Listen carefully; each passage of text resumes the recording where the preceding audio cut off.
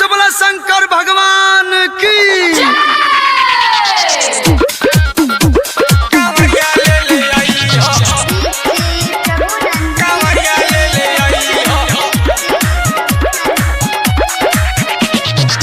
चल सावन सैया कई तैयारिया, चल सावन सैया कई तैयारिया, चल सावन सैया कई तैयारिया।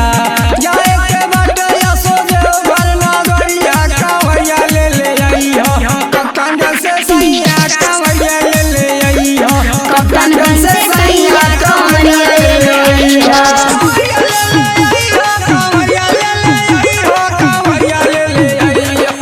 कप्तानगंज से सैया कांवरिया ले आई हो। कप्तानगंज से सैया कांवरिया ले आई हो।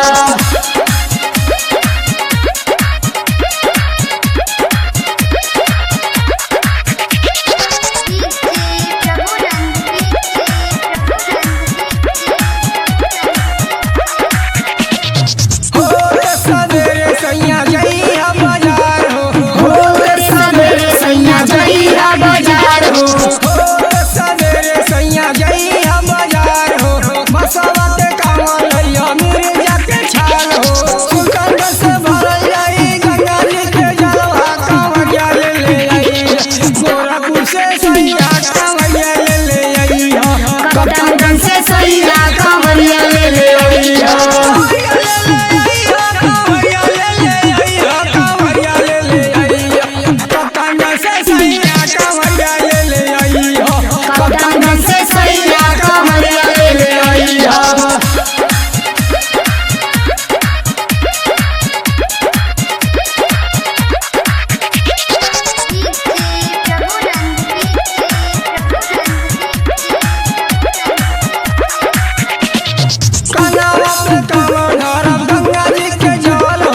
कान्हा पे कांवर भरब गंगा जी के जल हो।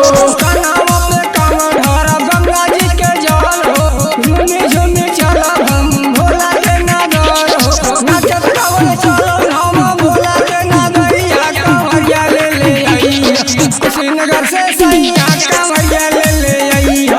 कप्तानगंज से सैया कांवरिया ले आई हो।